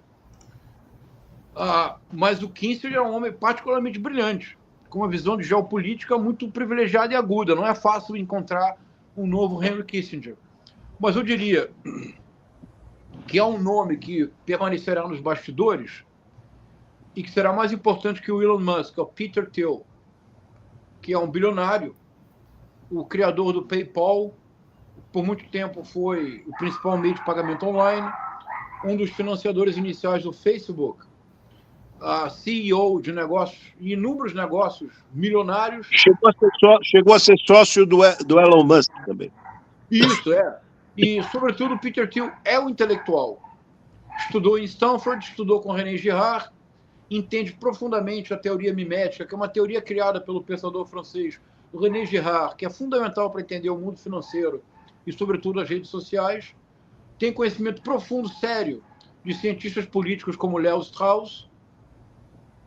É fluente, é bilíngue perfeito, alemão e inglês. E o Peter Thiel pode ser um cérebro importante no sentido da engenharia institucional, muito mais que o Elon Musk. E haverá, acho que estamos próximos da conclusão, uma outra tensão fundamental. Anotem, em breve o Elon Musk sai do governo. Desculpe, me expresso mal. Uma projeção shakespeariana possível. Em breve o Elon Musk deixa o governo. Veja, o Elon Musk tem mais dinheiro que o Trump, mais filhos do que o Trump, mais seguidores do que o Trump, é mais na extrema-direita transnacional, é mais influente do que o Trump. É ego demais para o Salão Oval da Casa Branca.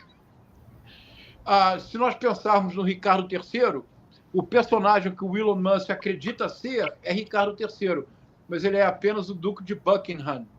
Na peça, o Duque de Buckingham é o factotum, é aquele que permite que o Ricardo III chegue ao poder. Tão pronto o Ricardo III chega ao poder, o Duque de Buckingham começa a ser descartado. Veja, logo depois do discurso do Trump, veio o discurso do Elon Musk. São 3 minutos e 40 segundos hilariantes, dos mais hilariantes da década. E ele começa o discurso proferindo uns urros. Com gestos descoordenados preocupantes. E ele diz, "That's what victory feels like." gritando. Esta é a sensação da vitória. Faltou alguém dizer ao Elon Musk que a vitória não é dele.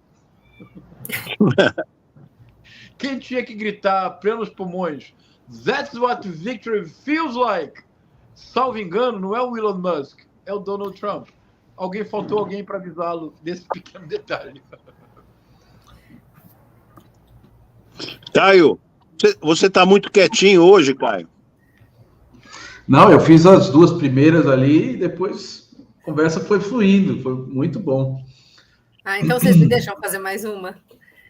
Eu queria falar sobre Gaza também.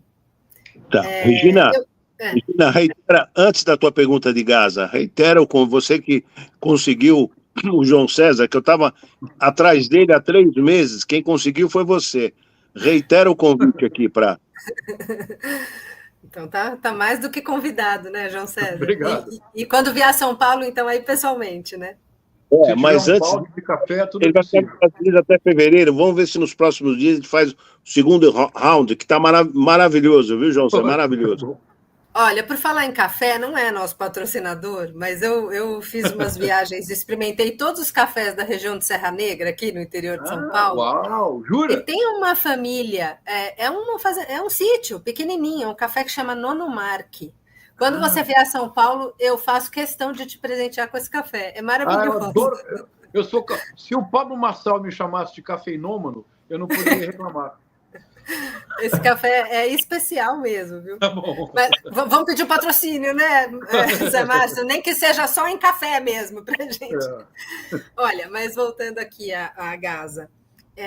Eu li rapidamente ontem que Kamala perdeu votos democratas em função do apoio dos Estados Unidos a Netanyahu e essas barbaridades que estavam acontecendo. Bom, e não pararam, né? Tem um cessar-fogo, mas aí eles continuam na região dos assentamentos ali da Cisjordânia.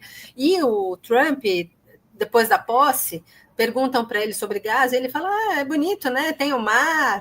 A gente pode pensar, quase como quem fala, né? Pensar em fazer um empreendimento imobiliário em Gaza, né? Você acredita que esse projeto, né, de encampar Gaza e eles terem acesso ali ao mar por aquela região, você acha que o Trump ele vai tirar o pé do acelerador ou ele vai continuar apoiando o Netanyahu apesar do cessar-fogo? A questão não é nem só o acesso ao mar, é o petróleo também. Recordando que no discurso de posse, o Trump disse, né, num certo momento, "Drill, baby, drill", que é uma alusão a uma famosa frase de uma governadora do Alasca, que foi candidata a presidente pelo Partido Republicano nas primárias, e que é uma espécie de proto-Trump, a Sarah Palin. Vocês se recordam dela, da Sarah Palin? E a Sarah Palin dizia na campanha, "Drill, baby, drill", ou seja, perfure, bebê, perfure. Ou seja, explore o Alasca, explore a Groenlândia, explore todos os lugares do mundo para buscar petróleo. E o Trump disse, nós continuaremos buscando the liquid gold, o ouro líquido. Então essa é uma questão importante. A questão de Gaza é uma questão dramática, Regina. Dentro dessa ideia de que nós vivemos no tempo de Ricardo III. A comparação que me ocorre, eu sei que o que eu diria agora é brutal, mas é preciso brutalidade para abrir os olhos. Gaza, em 2025, é o Congo belga do Joseph Conrad. Quando Joseph Conrad escreveu sua obra-prima, The Heart of Darkness, que o Francis Ford Coppola fez no The Apocalypse Now, o Joseph Conrad foi no Congo belga, viu as atrocidades produzidas pelos súditos do rei Leopoldo, que teoricamente queria o Congo belga para cristianizar os bárbaros. O genocídio produzido no Congo belga, as crueldades, as torturas contra crianças, é uma coisa... porque as crianças, todos no Congo belga, eram livres para obedecer. Havia uma cota diária de exploração de borracha. Se não cumprissem, cortavam as mãos. Há uma geração de crianças do Congo belga sem mãos. Fotos estarrecedoras. Muitos escritores, o Mark Twain, o Conan Doyle, o Joseph Conrad, escreveram relatórios mundiais dizendo o que está acontecendo aqui não é possível. E ele escreveu The Heart of Darkness para dar conta da experiência do Congo. Nós precisamos de um Joseph Conrad de Gaza, porque é o The Heart of Darkness do século XXI. Mas o The Heart of Darkness do Congo belga eram precisos relatórios, notas de jornal, ninguém via nada. Agora está aqui, né? Todo dia, o dia inteiro. É. Então, observação.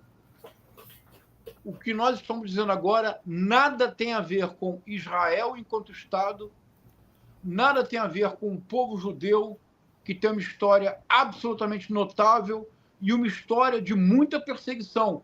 Os judeus, de fato, talvez seja possível dizer, são o povo mais perseguido da história do Ocidente. As histórias de perseguição aos judeus do antissemitismo remontam à Idade Média, às vezes até antes. Então, todo respeito ao povo judeu, que é um povo irmanado em torno de um livro, o que é algo muito bonito. Mesmo nas situações mais difíceis, o povo judeu tinha um livro, tinha uma cultura admirável. Israel, enquanto Estado, tem todo o direito de existir. A crítica é ao governo de extrema-direita criminoso de guerra do Netanyahu. O Benjamin Netanyahu é um criminoso de guerra. Já foi julgado enquanto tal, já houve ordem de prisão pelo Tribunal Internacional de Haia. E o que é escandaloso no caso de Gaza, Regina, é que está acontecendo diante dos nossos olhos. Não há nenhum disfarce, não há intenção de disfarçar, não há intenção de dissimular. Quando eu digo que Trump, Bolsonaro, Orbán, Musk, tutti quanti são Ricardo III do século XXI, toda a situação de Gaza já é algo que extrapola qualquer possibilidade de definição. É um desafio fundamental à própria ideia mais elementar possível de humanidade. É isso. Caio, você quer fazer a última pergunta? Bom, acho que para encerrar, então, o Trump 2.0 e a nova direita no Brasil. A gente está ainda no calor dessa posse, né, aquelas medidas dos decretos e tudo que a gente tem visto, e tudo chega pelas redes sociais, né, de uma forma massiva e sem controle também, né?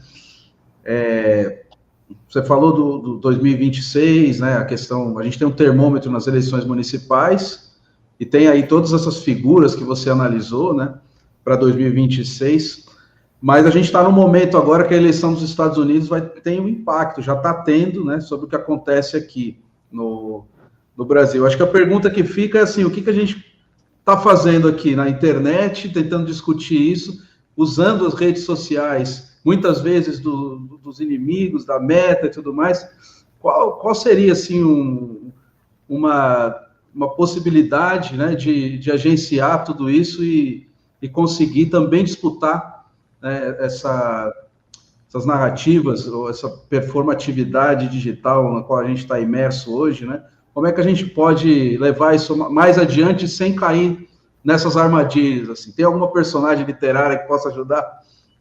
Ô, Caio, o João César não vai poder responder à plena, porque, não sei se você sabe, ele está cotado para fazer parte do Ministério do Lula, né? Mas ele vai de alguma forma adiantar. Não é vero. Caio, essa questão é dificilíssima. Nós não temos nenhuma condição real de disputar a visibilidade da extrema-direita. Então, de novo, sempre aquela honestidade intelectual como princípio básico. O grande vencedor da política brasileira na semana passada foi o Nicolas Ferreira. Ele foi o único político que obteve um VIP Pass para certos eventos com Trump, o que foi dado por uma evangélica que tem proeminência na política, cuja família é muito proeminente na política americana, entre democratas e republicanos de igual forma. Ele foi o grande vitorioso. Um vídeo dele levou a uma modificação de política do governo do presidente Lula. O vídeo obteve mais de 300 milhões de visualizações. Sem desmerecer e sem qualquer espécie de infantilidade analítica, é curioso que ele tenha tido no Meta 300 milhões e nas outras redes sociais dele não chegou sequer a 10 milhões. Ele teve mais de 300 milhões de visualizações na Meta. O número de likes e de comentários não é proporcional a 300 milhões de visualizações. É muito inferior à média das próprias postagens dele na própria Meta. Você acha que teve roubo? Não. Eu quero sugerir que é um recado claro da Meta para o governo brasileiro. Quando o Mark Zuckerberg anunciou a mudança de determinados parâmetros da Meta, ele deu um claro recado para o governo brasileiro. Ele se referiu a cortes secretas latino-americanas que criavam problemas para os negócios. Obviamente, ele estava se referindo ao Supremo Tribunal Federal e ao juiz Alexandre de Moraes. Todos nós que temos conta no X, antes da compra do X pelo Elon Musk, nós tínhamos um alcance. Eu cheguei a ter postagem no X em que em 2, 3 dias eu ganhei 3 a 4 mil seguidores. A postagem superou 1 milhão de visualizações. Eu não consigo passar agora de um certo número de seguidores, aumenta 200, cai 300, aumenta 300, cai 200. Não passa disso. O que não é compatível com o ritmo do crescimento anterior.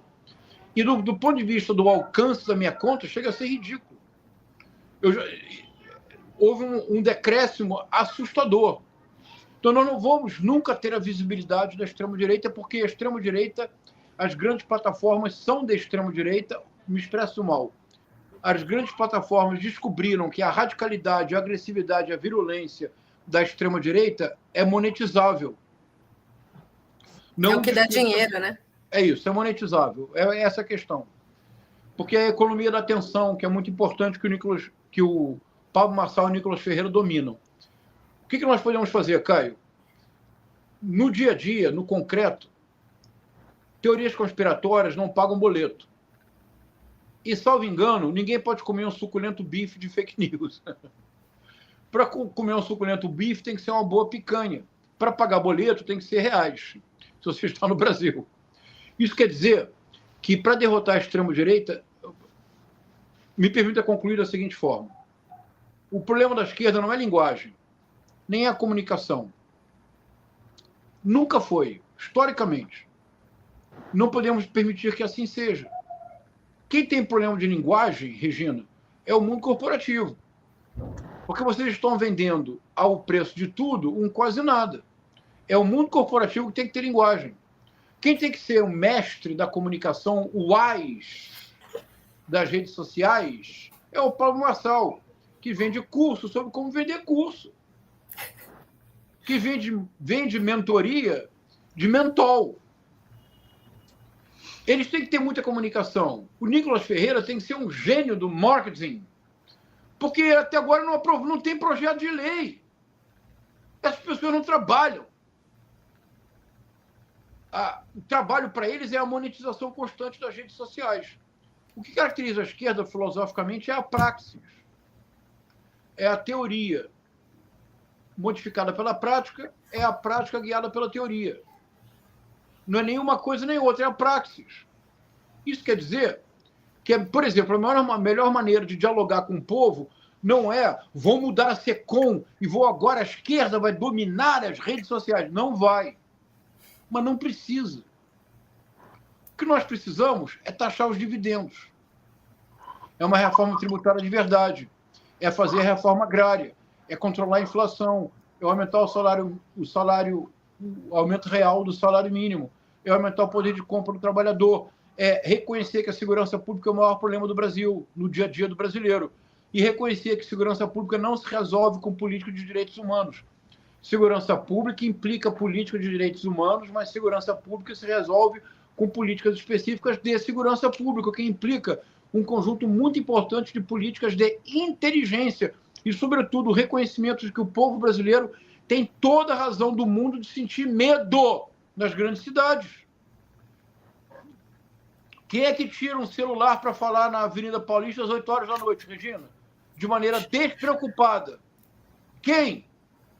Em nenhuma rua mais. Quem é que na Avenida Atlântica tira um telefone de maneira despreocupada, filma aquele belo litoral? Quem?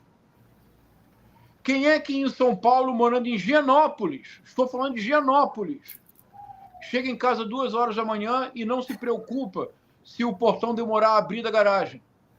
Quem? Então, é muito importante que a esquerda recupere a praxis. A nossa questão não é linguagem. Preocupação com linguagem é preocupação de picareta. Quem tem que ter lábia é malandro. Não é isso? O que a esquerda tem que ter é investimento no contato direto com a população no cotidiano. E isso é feito com políticas públicas politizadas para repolitizar o espaço público. O caminho é árduo, mas em nenhuma circunstância visão apocalíptica. Trump perdeu em 2020.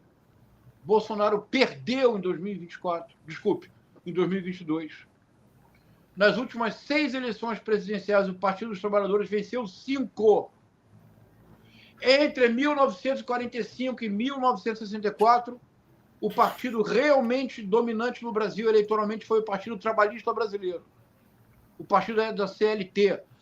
O partido em que teve um ministro do Trabalho que aumentou o salário mínimo em 100% num dia. Ele foi demitido, ele perdeu o emprego, mas o aumento ficou. Quando a ditadura militar fez eleições, o MDB ganhou. O povo brasileiro é progressista. Nós temos que estar à altura do povo brasileiro. A esquerda tem que estar à altura do povo brasileiro. Concluindo nesse sentido, então também o caminho não é o que optou o Guilherme Boulos, saindo dos movimentos sociais e tentando lutar nas redes sociais, perdeu até talvez pessoas podiam votar nele. Certo? De novo, são todas pessoas que podem me dar aula de política, eu vou aprender com muito gosto. Aliás, Riobaldo, a horas tantas de Grande Sertão Veredas, tudo diz. Mestre não é aquele que sempre ensina, mestre é aquele que, de repente, aprende. Essa é uma lição fundamental para os nossos políticos. É que os nossos políticos falam demais. Eles têm que escutar um pouco mais. Eu tenho grande admiração pelo Guilherme Boulos. Acho que em 2020 foi o primeiro candidato majoritário de esquerda que fez uma campanha notável pelas redes sociais. Mas em 2024, creio, na minha avaliação, posso estar totalmente equivocado, eu sou um mero professor de literatura e escritor. Em 2024, creio que a campanha do Boulos partiu do princípio equivocado de que necessariamente ele estaria no segundo turno e, por isso, transformou o primeiro turno numa preparação de uma nova imagem do candidato menos radical, de modo a obter votos que, em geral, o Guilherme Boulos jamais obteria. Com isso, no primeiro turno, foi uma estratégia de segundo turno. Surgiu o Pablo Marçal, do nada, e o Pablo Marçal desorganizou completamente a estratégia do Boulos. E o Boulos não teve capacidade de reagir a tempo, creio, no primeiro turno. Então, me parece que no caso do Boulos, o que houve foi uma estratégia equivocada. Aí sim, estratégia equivocada. Quando me perguntam se o Pablo Marçal errou na estratégia, não. O Pablo Marçal cometeu crime, deve ser preso e se tornar inelegível. Porque eu não gosto do Pablo Marçal, eu fiz aqui elogios a ele, não foi, Regina? Eu fiz elogios ao Pablo Marçal e a compreensão que ele tem da economia da atenção. Na esfera da política, no entanto, só o que ele fez foi cometer crimes. E terminou com um crime federal. Ele não fraudou o laudo, ele divulgou um laudo fraudado, porque dizer que ele fraudou o laudo é um equívoco, é uma incorreção. O Guilherme Boulos divulgou um laudo fraudado com assinatura falsa de um médico morto para culpar um adversário. É crime federal. O Marçal, né? Você falou o Guilherme Boulos. Não, o Marçal, para inculpar o Guilherme Boulos. Não, sim, o Marçal. Sim. É isso, é. É isso. Maravilha. João César de Castro Rocha. O pessoal está vibrando aqui na live, dizendo que as pessoas precisam assistir esse vídeo, ótimo conteúdo. Obrigado à nossa ótima audiência também. Muito obrigado, João César de Castro Rocha. César, maravilhoso, maravilhoso. Obrigado, Zé Márcio. 10 com distinção e louvor, mas você precisa voltar. Nos próximos dias a Regina vai te ligar e acertar aí, tá bom, querido? Combinaremos. Muito obrigado, Tá. Zé Márcio. Muito obrigado, Regina. Obrigado. Um abraço. Obrigada. Boa noite. Obrigado, Boa noite. Caio. Até mais, pessoal. Obrigado.